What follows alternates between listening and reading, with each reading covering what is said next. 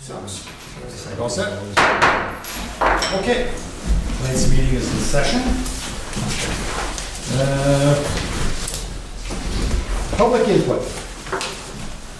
Any John or Mary Q. Public want to say anything?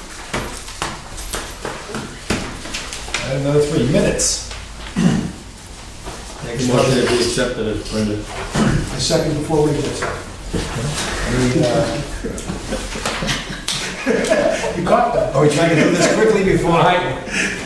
Call the motion. Motion, And then, those are the minutes, it's December 30th, right? You're talking about- yes, the 30th. Just for the record. Motion is seconded. Anybody have any comments, questions, corrections?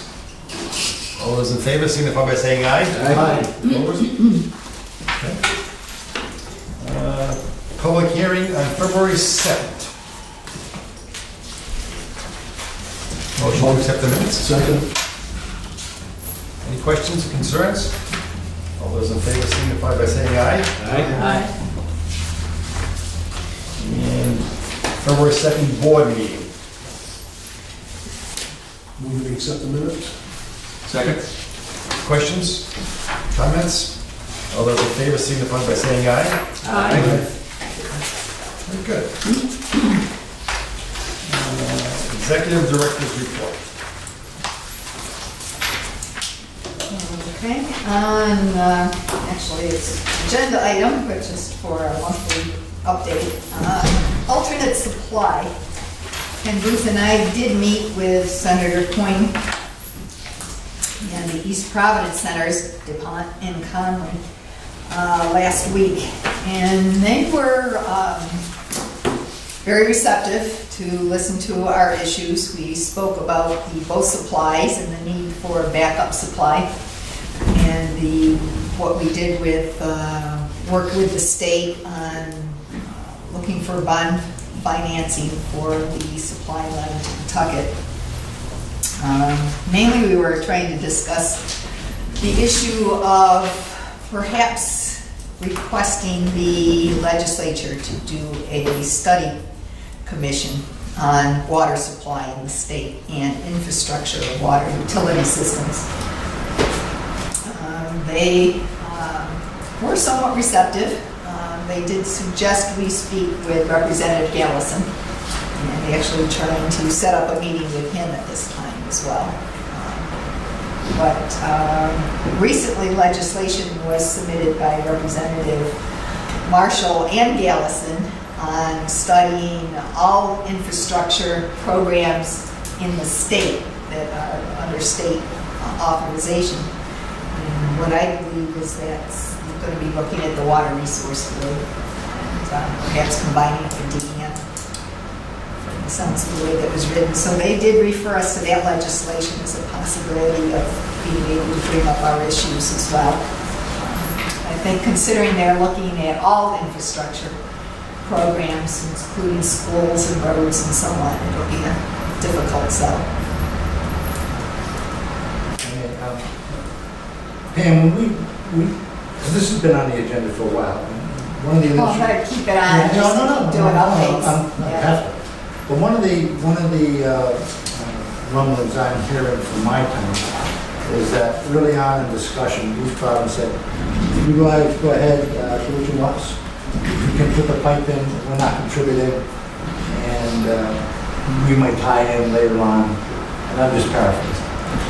Is that situation still the same, or are they, in your discussions, because you and Ken have been there numerous times, in those discussions, have they softened their view and realizing that it's beneficial to them as well as to us, and that they might be able to contribute some money to making this happen?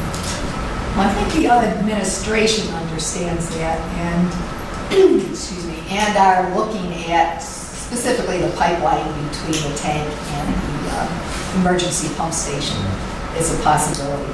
I've gotten nothing concrete at this point, but they are supposedly doing another study.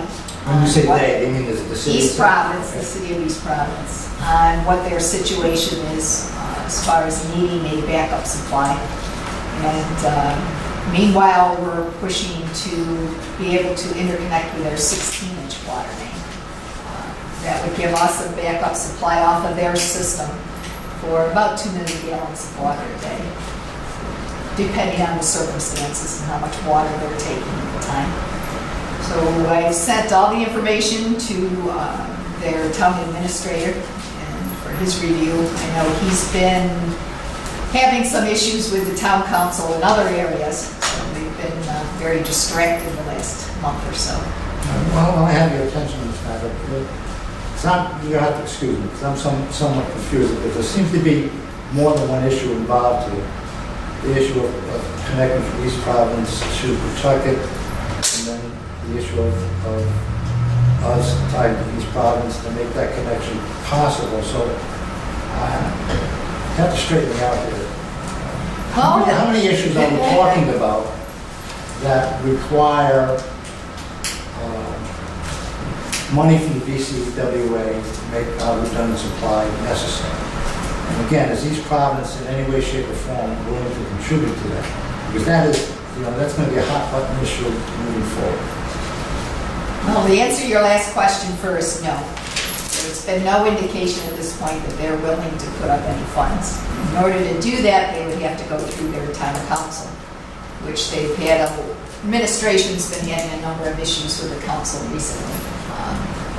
Not related to this, but which has caused some problems between the administration and the council. But anyway, be that as it may, we're looking at essentially three different projects going on now with East Providence. The first one would be for BCWA to connect to their 16-inch water main, which runs by our connection with Providence.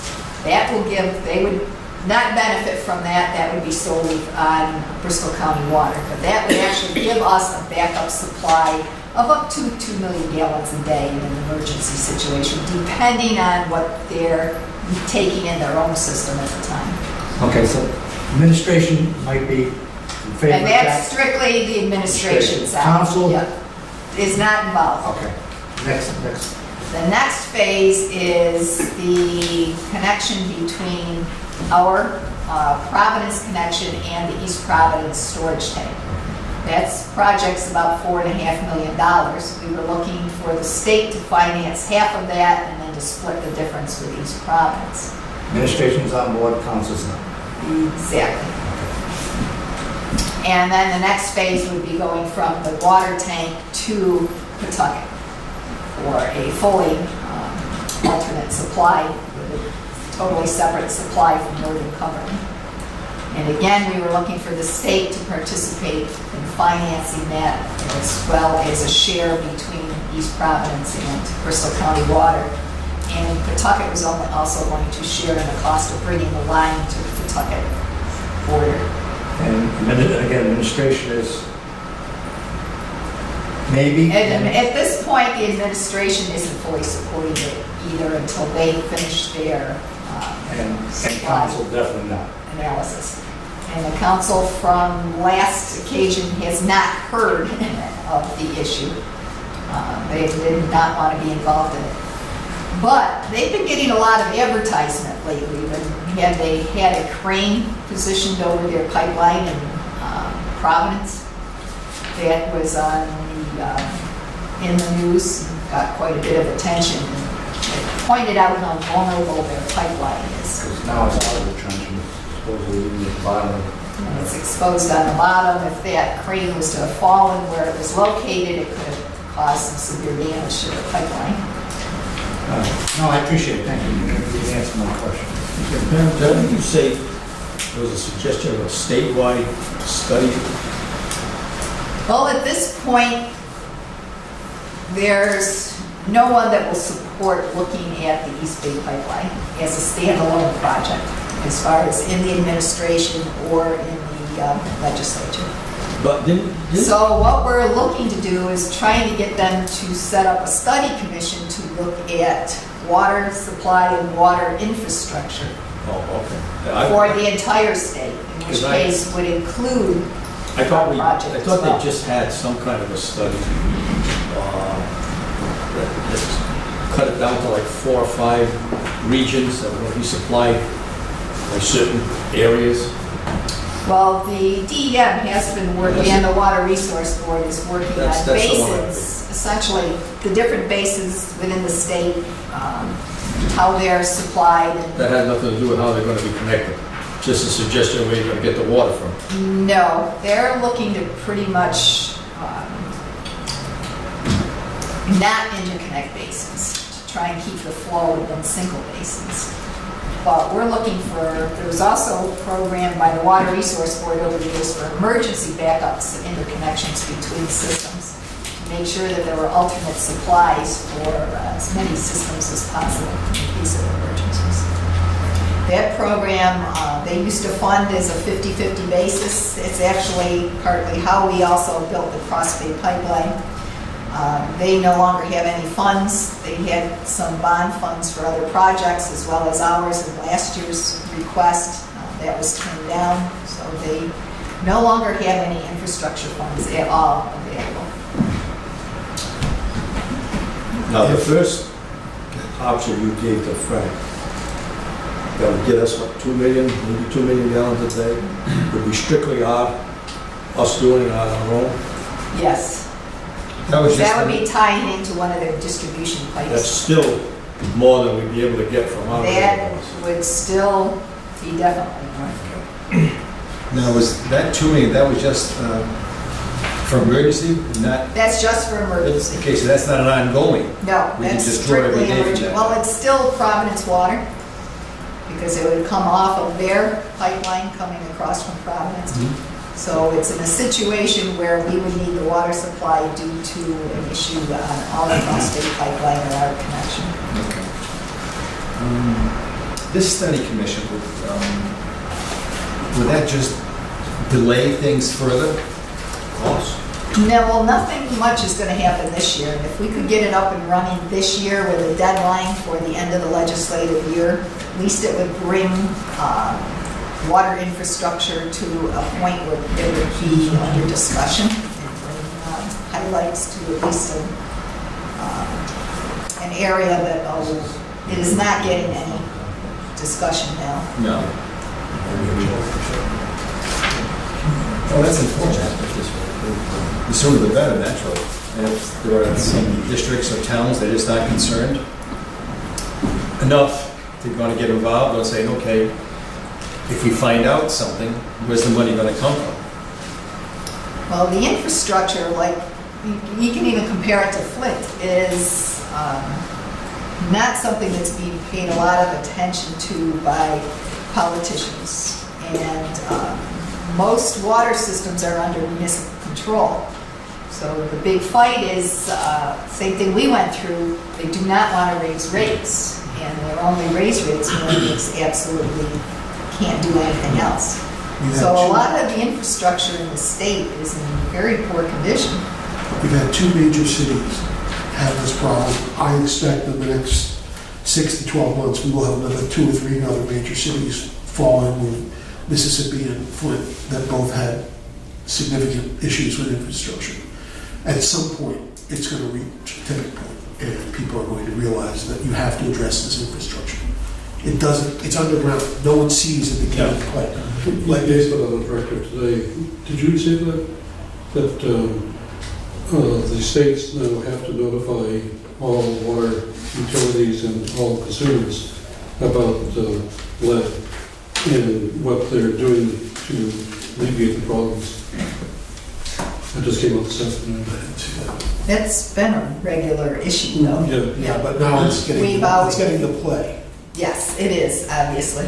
And they said they have to be, every lead pipe in the community has to be mapped so that people know who has lead and who doesn't. Mm-hmm. And most of the places in Rhode Island, they said didn't have that done. Well, it didn't, well, the problem is there's a lot of utilities that don't know where the lead pipes are. You know, especially places like Providence, which are, you know, had quite a few installed in the 20s, 30s, and 40s that were never recorded. So they don't actually have the locations until you find them. until you change meters. I mean, some are documented, but there's a lot that's not documented. I was at a seminar last week at URI, and Stephen Saito, Yes. was the speaker, and he was talking primarily about lead in the Providence water. And I didn't realize that it was a serious problem in Providence. Yeah, so I'm not sure why we don't get it if we're buying Providence water. Is it because we're adding phosphates? We used to use phosphate in the treatment plant here, but the rest was just strictly Providence water. Providence water had some issues when they were trying to adjust their pH to optimize for lead. And actually, that was when I was there.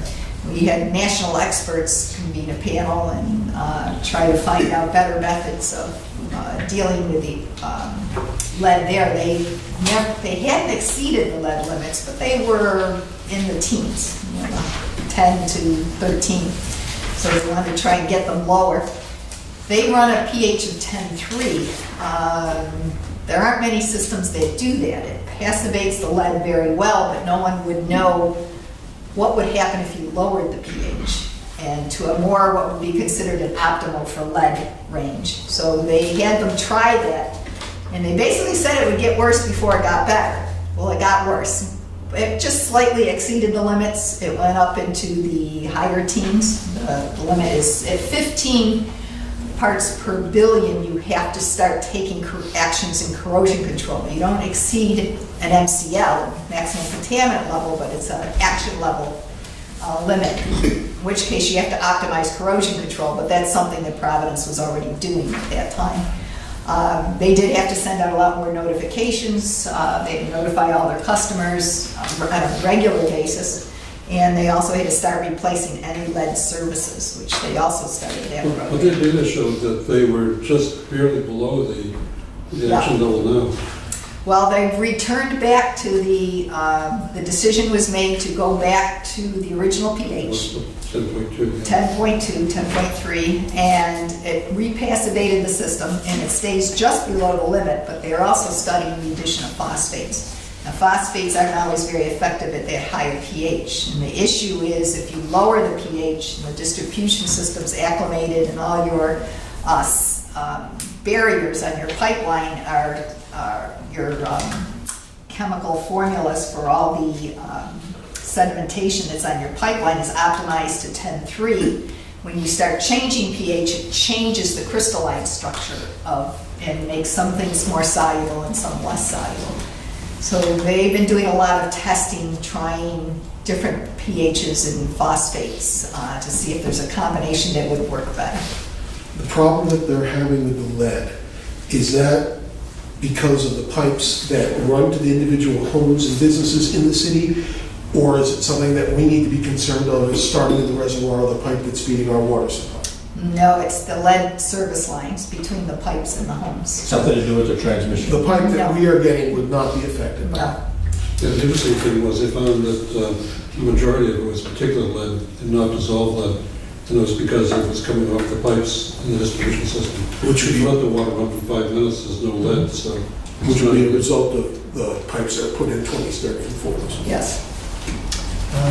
Pam, you also mentioned Swansea Water, so I'm not sure exactly what. We've been working with Swansea Water on looking at it, doing an emergency interconnection with them. It looks like the possibility of being able to get about 1 million gallons of water a day, again, depending on their system needs, but in an emergency situation. We've identified a connection where we can do that. We had actually strengthened some of our pipelines. It's out at the Schoolhouse Road area. I thought they were only getting 1 million gallons a day out of the desalinization. Desal, but they run their wells too. So they put on the desal when they need extra water. So we're also looking at what we need to do to strengthen our infrastructure in that point. We would have to bring a pipeline across the road there, down a little ways. Any preliminary costs, ballpark, and also where the funds might be coming from? Well, we would, actually, you used to be able to apply to the Water Resource Board for a quarter of the funds anyway, but they're out of money at this point. We can apply, so if they're ever funded, we could get reimbursed for the amount, but it's in our capital plan.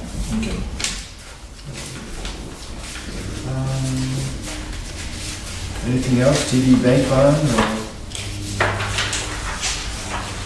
Just saying that we'll be using up the rest of the funds in the bank bond this year, and we'll be looking to go for another one for next year's projects. More fires we'll be discussing later. Okay. Metacom as well. Okay. We have been working with the town of Warren. We just had another meeting. They did find some issues on the property where we were looking to use their pump station. It may not be under their ownership. So, If they've adversely possessed it, do they obtain ownership to it? they didn't know at this point what they were gonna do. They had just found out that it's may not be their property,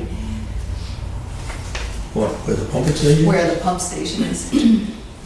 They own the property next door where they're going to build a new one, but we wanted to take over the old one. So if it's going to be another delay in our project, we may look at someplace else where we could put our valve. We're just looking for an area to put a control valve for the pipeline going over the bridge. So we'll see how that one turns out. So they may have been on somebody else's property for 100 years? Yep. Wow. What do they call that? It's called adverse Adverse possession. possession. Excuse me? You have to file for that, you don't get that automatic. Yeah, but it's state, they're talking Yeah, but if about, they've occupied but they're gonna contend it's state it property, and you openly can't They do would that. qualify, but you still have to make the No, accident. yeah. Yeah, but if it's state property, you can't touch it anyway. Correct. Right, but the reverse I don't think is true. No, I don't know. I was there when they built that pump station, nobody ever questioned it then. This present pump station, and there was one there before. Interesting. Yeah. Somebody must be paying taxes on it. Well, if the town owns it, they wouldn't be paying taxes. I think it's a question of either town, probably a question of either town or state, that's the thing. It's right at the end of the bridge. Well, I mean, if someone They else own the owns it and property hasn't paid taxes towards on the it, bridge. it's not gonna become an issue, because if somebody else owns it, hasn't paid taxes on it, do you think they wanna pay 100 years of back taxes? Unless they want to ask the town to pay I for don't think things. they're even around. They would have owned it. Okay. My toilet flushes, right?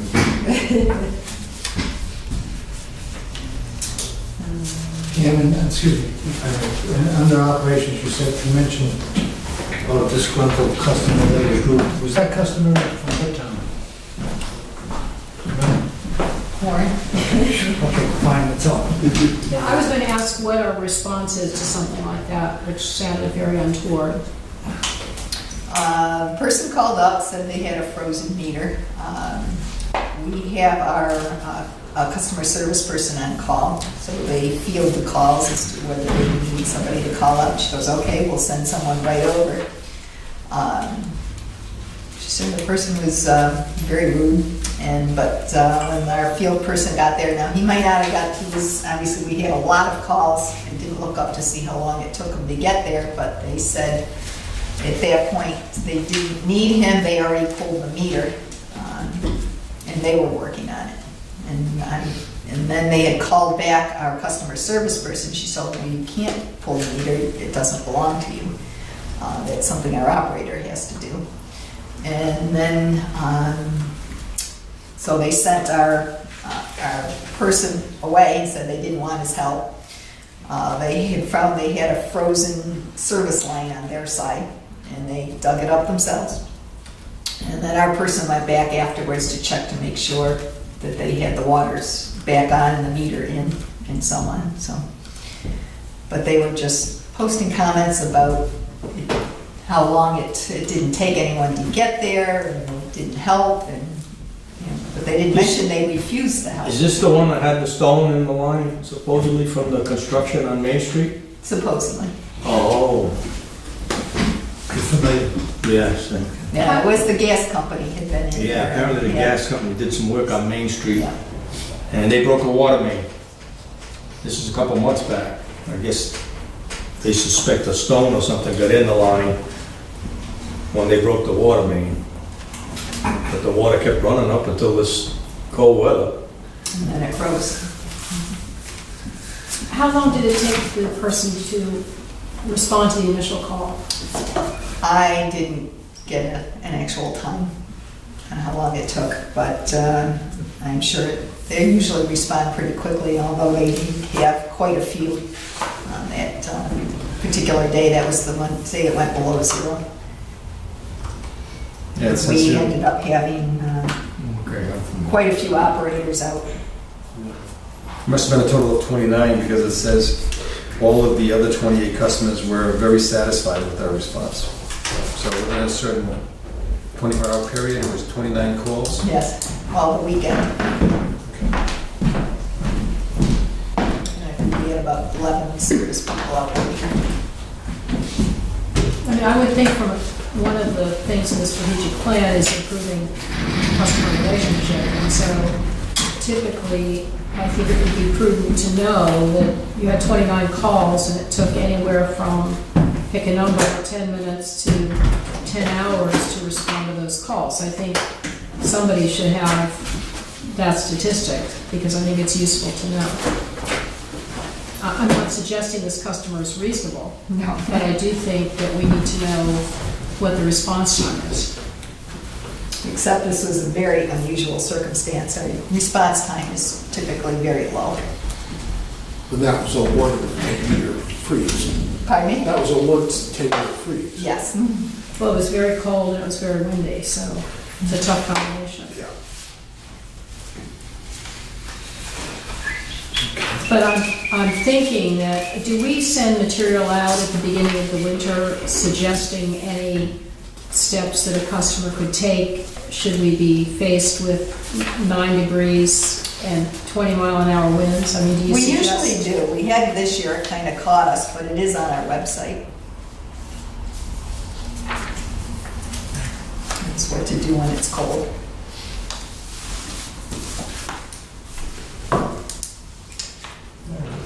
Anything else, Pam? Or anyone else have any comments or questions on the director's report? Could I apologize for being late? One thing I had a question on, you mentioned, well, actually it's just a comment. You mentioned in here about we're planning to begin an application process for new bonding, Yeah.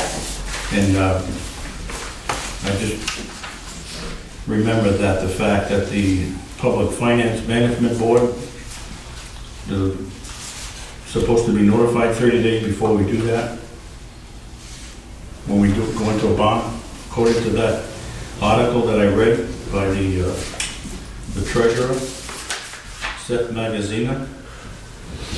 He said the law requires 30-day notice to the Public Finance Management Board before any new financing. Supposed to be, yes. Yeah, it's in the talk stage, we have not done any official applications. So that's just what's gonna happen in the future. I know we haven't done it, I'm just putting it out there for prior notice, let me put it that way. And I did have one other question, if you don't mind. Sure. When you're saying about the Swansea water tie-in, Yes. and you're gonna have to extend the water line into the intersection, roughly how many feet is that gonna be, do you know? About a couple hundred feet. That's all? Okay, thank you. I don't have anything else.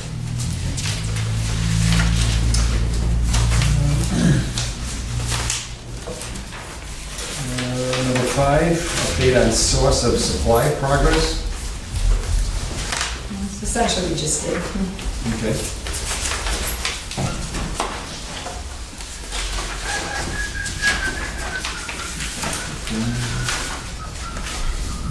Number 6, financial report.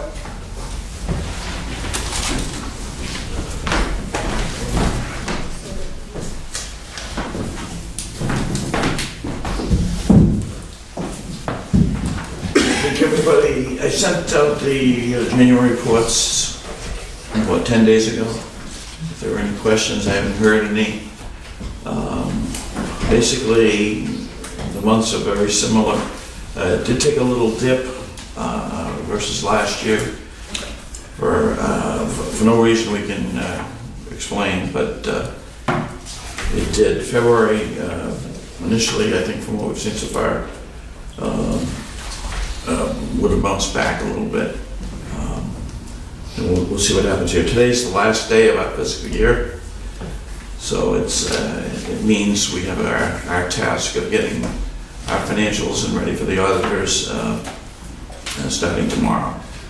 So the first thing I do is finish off the financials for February, and I usually give a draft to the board on that, but an internal draft that is subject to the changes per the auditors. I did meet with the new auditors from Fall River. They came in, we went over just some of the basics of what they expect from us and whatever. We seem to have a good match and good understanding of what we're going to need. They're looking to come in somewhere around April 10th to start, and they designated out that they thought they would be finished by the end of May. There's a lot of it they do. The new Gatsby laws do extend that a bit for what they have to do in checking. So I know at our annual meeting, as we did last year, I think we're going to have the annual meeting, yet the financials might not be available till the first meeting in June. I think that's the same thing happened last year. So I think Pam has addressed that a bit. We talked about it, I think at the last meeting. That's it. Joe will be up in a little bit. We have a recommendation for the bank services, and Joe spent a lot of time working on that. And we did have a finalist come in and sat down with them, and we'll be going over that on that section. But we should finish the year fairly strong. Basically, revenues over budget, expenses under budget, just the way we want to see it. Compared to last year, I think revenue is up a little over 2%. And expenses are only up about a little over 1% over last year. So we trying to keep a lean ship, and seems to be responding here. So I'll leave that. If there's any other questions, we're good. Very good, sir. Thank you. Thank you. Number 7, award of bids. Banking services.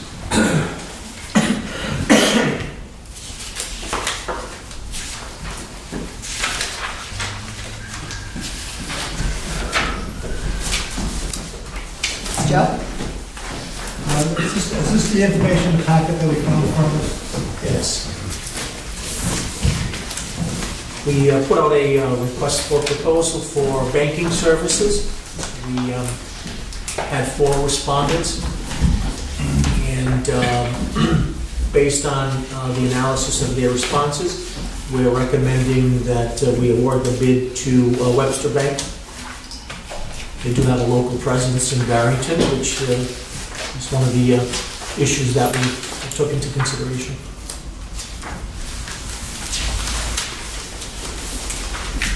I read where it's a substantial savings. It is. Like 500,000, 50,000, what was it? It's more than 50% of our current apples-to-apples comparison. We pay roughly $23,000 a year in banking fees, and Webster's bid came in at $600 a month, which is substantially less than half. What I liked about it, the local bank, you didn't have to go out. Were they the low bidder? They were the low bidder, yes. And With all things, as far as the service you fees, just gotta balance that. we looked at 20 criteria. I trust that you were able to break it down to the actual You number. broke it right down. The only question I have, yes, it's local, but will it cause any inconvenience going to Barrington as opposed to? No, we already go to Barrington We now. go to bank, we go to a Across the bank. street. That's right across the street. Literally, yeah. There's no bank there anymore. Quite close, that white building. On the remote deposit capture, is there a monthly fee for doing that or per item fee? There is no monthly fee, and then the equipment, they lease it to us free of charge. No, I had a question on the lockbox. Yes. What exactly is the purpose of the lockbox? Well, the lockbox would be actually diverting our payments by check to a processing center. And they have their local processing center in Canton, Mass. That was what my question was. Yes. Can't. So it's just a processing center. That's right. It saves the time that it would take for the checks to come here and then go to the bank. It cuts 2 to 5 days out of the processing. Increases your cash flow. And they send us a file and we upload that data. Okay. It's a quicker way to get access to it. I know it was mentioned previously, but I wanted to reiterate it. Thank you. I think we have a motion, we need a motion, so I'll make a motion that we I will accept that. second your motion. And then any other comments we can continue. I'll second the motion. Motion's been made and seconded. Seconded. Any comments, anything else, any questions? All those in favor of awarding our banking services to the Registered Bank of Barrington, Rhode Island, signify by saying aye. Aye. Opposed? When's this take effect? When's this take effect? We've got to get working on it immediately, the sooner the better. Underwater bids, Medicom Avenue main replacement. Yes, we were hoping to have a bid recommendation for this meeting, which we do have, but we ended up spending quite a bit of time on the review of the bids, and unfortunately, we didn't get all the information together until this afternoon. I did send it out via email to all the board members, but there's a lot to go through. So if the board would prefer, we could set up a special meeting, actually, to award this contract. But overall, what we're doing is we carefully reviewed the bids. PAR did a full evaluation on the bid proposals. The apparent low bidder had some issues with their bid and with their recommendations. Especially this project is very timely. There's a very constrained time period that we can actually operate. It's in the state road on Medicom. We're going to be required to keep both lanes open, and we weren't convinced that this contractor really has the expertise to be able to do that. So they did write a very good review. There were some other irregularities with the bid, which we felt were not acceptable. Joe Pio did also review the bid and reviewed the review and what we looked at and what our concerns with.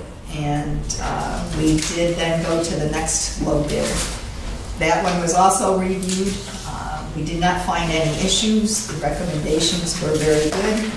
They have a lot of experience in this type of project work, so we are going to be recommending D'Ambra Construction as the one that meets all our qualifications of the bid. Could Cole contest this and hold up construction? They can contest it, they don't know if they can actually hold anything up. What is a previous project they did for us? The Bristol dead-end interconnections. So the standard in the RFP is that the board can award the bid to the most favorable bidder, or the most favorable bid that is in the best interest of the BCWA. And there are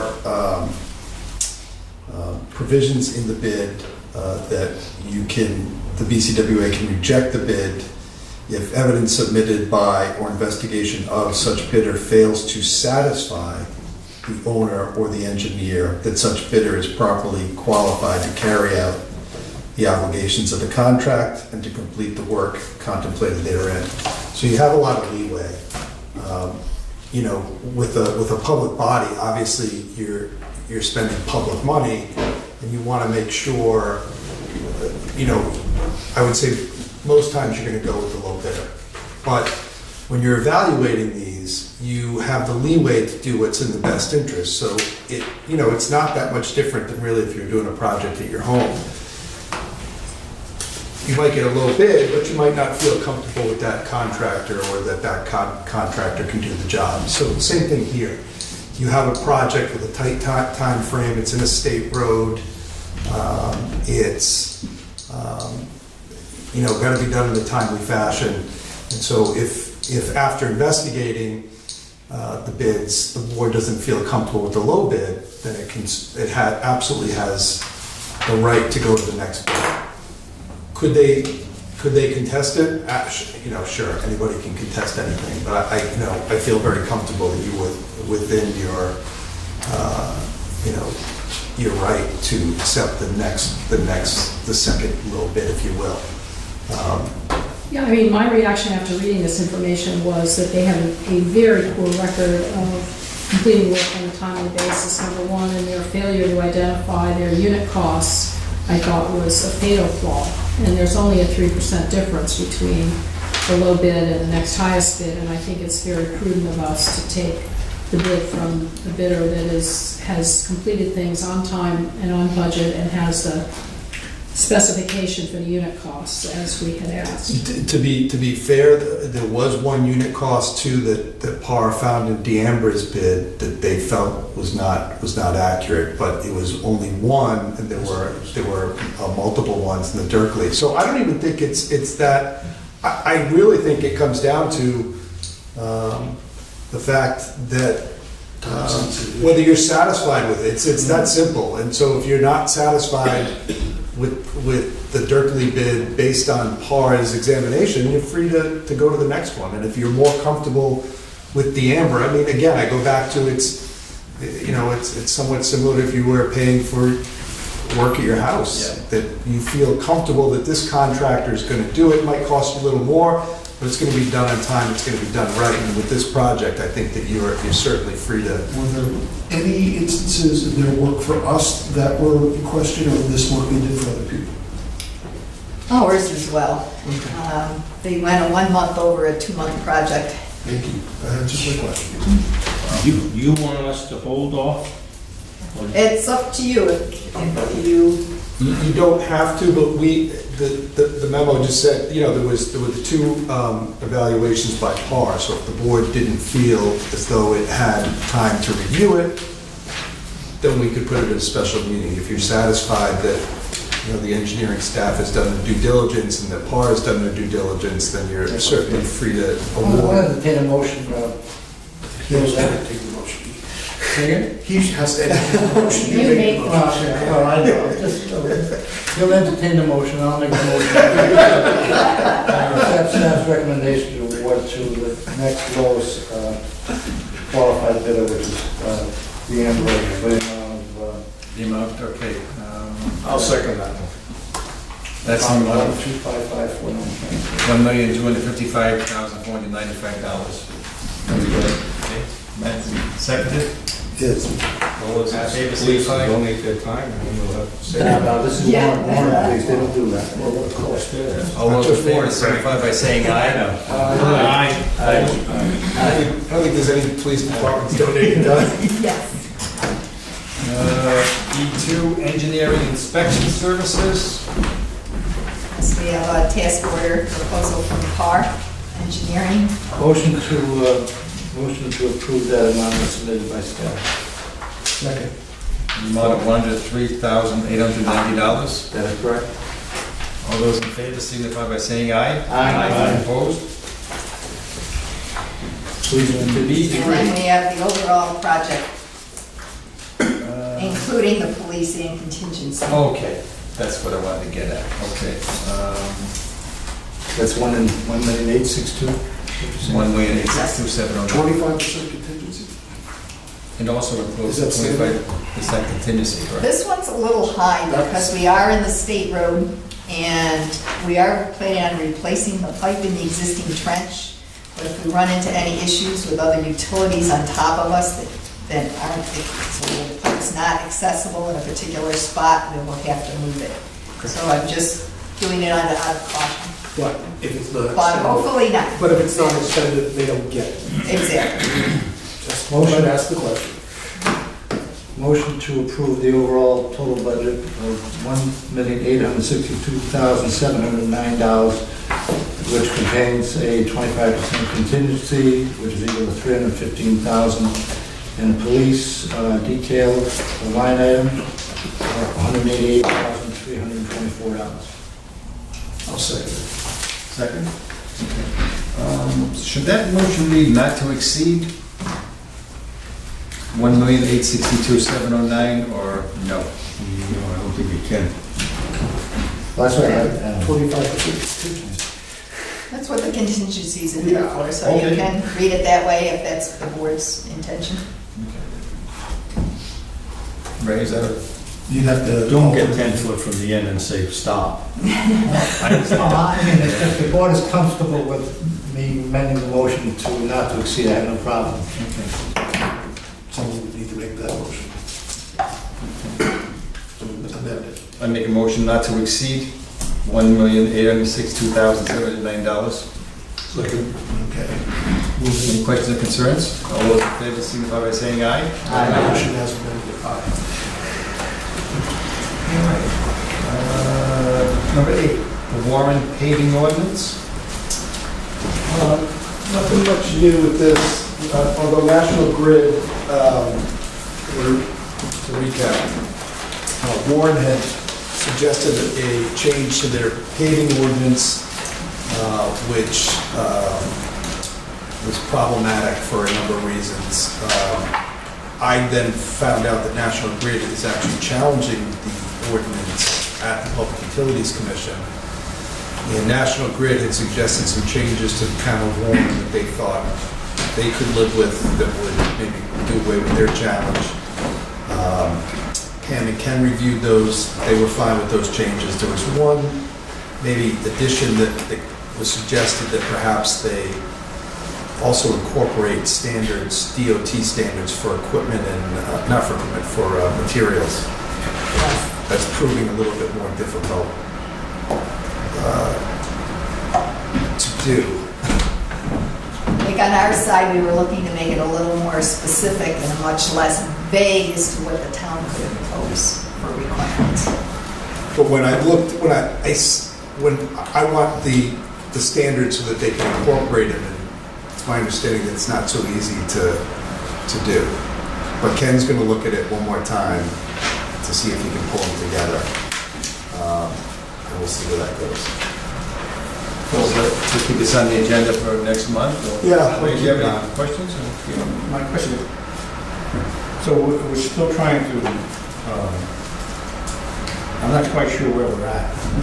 Are we're still negotiating with the town? Yes, we are sort of piggybacking on top with National Grid. Yeah, and so if the town of Warren accepted National Grid's changes, it would be an improvement and changes that we could live with. But there's just one piece that we're thinking about adding, if we can do it in a succinct fashion. Or thinking that we would request that they add. They may say no to it, but they may say no to National Grid. And then what would happen? It's before the PUC, right? Yes, National Grid has a formal complaint before the PUC. Because there's a provision that if a town, a city or town makes a rule that infringes on regulated public utilities' ability to provide service, that the public utilities can review those laws or ordinances. So it's still kind of static right now. That bottom line. Yeah. Still, I can negotiate. Yes, yeah. Oh, wonderful, thank you. Number 9, quarterly charge-offs. You've got the report in front of you. If you have any questions, I'll be happy to answer. It's a good report. The only thing I like to see there was that in the past, Bristol has taken a lot of grief, and if you figure out on a percentage basis, they're not as bad as the other 2 towns.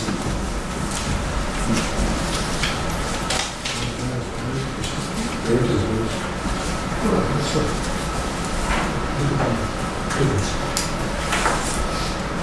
Point. Yeah. Like, Need a motion from us here? Yes? No, the board just wants to a quarterly review. Okay. I think at the end of the year, they. Actually, next accept the month, annual next report. month, we'll be presenting a resolution for the gross charge-offs. From last March. Correct. Does that, now you say gross, does that not include or include any money we recoup during that 12-month period? Excludes. Excluding, yes.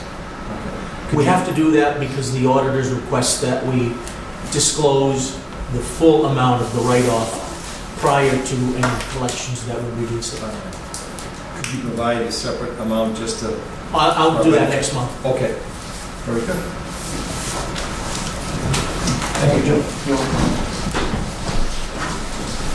Number 10. Lady in the back of the science fair poster? Little closer. This is just an announcement that the science fair, the date of the science fair is April 2nd. It's a Saturday. This is at CCRI. This is all the kids from all the different schools go there for the state science fair.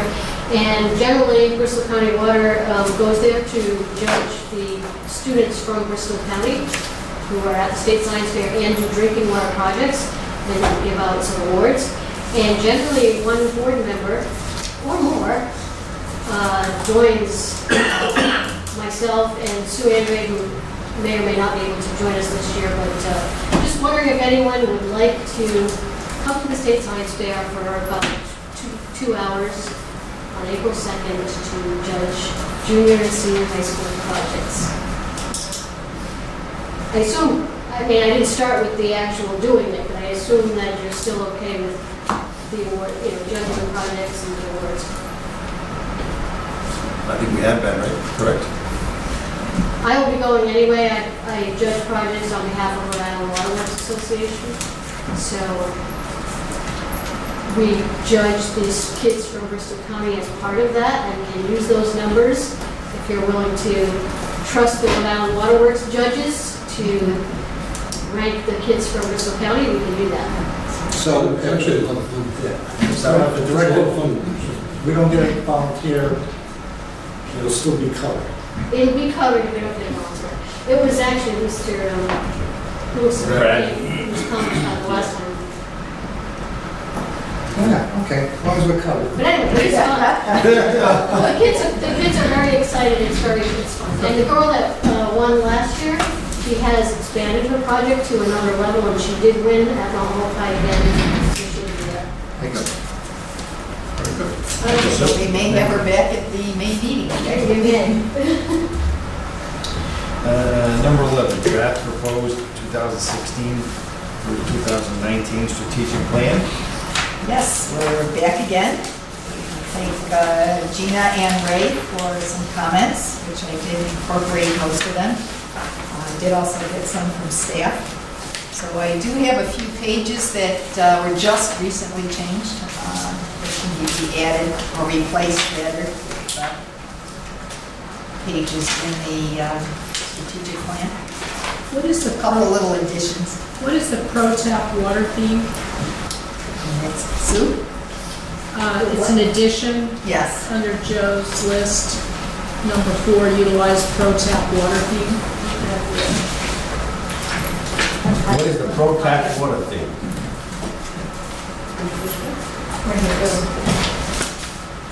That was your suggestion.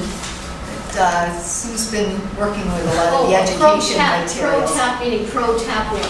Yes. Oh, Like, using the theme of pro tap water. Versus as a- bottled. Anti-bottled water. Versus bottled water and versus conservation as the theme for any public education. Thank you. I thought maybe it was a brand.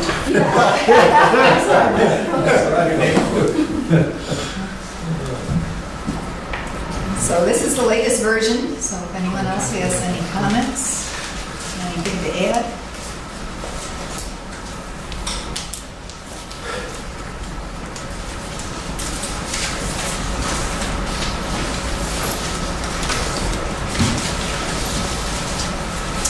None, if the board is interested in accepting this version with the additions.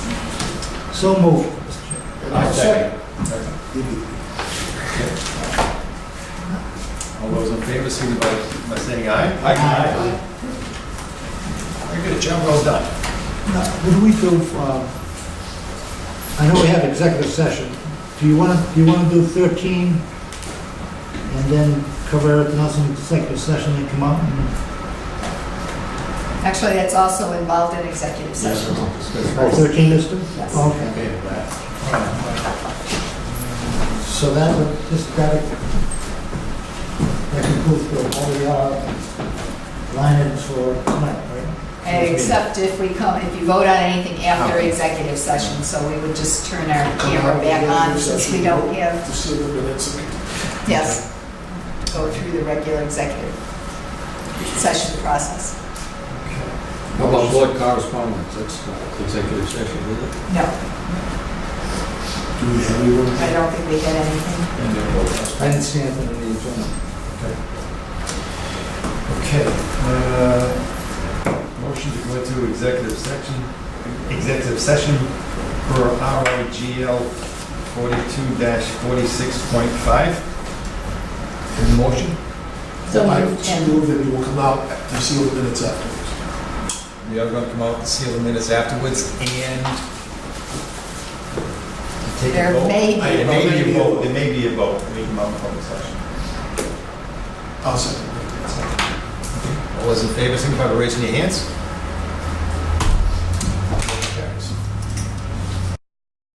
There we go. All right, I move that we seal the minutes from executive session. Second. all those in favor, signify by raising your hand. Aye. Well, we adjourn the meeting. Adjourn the meeting. Second. All those in favor? Aye. Aye. Now, Thank you and have a good night. You will. When's our next meeting? 3:28? Turn it on. When is the next? 28. Fourth Monday of the month. Fourth Monday.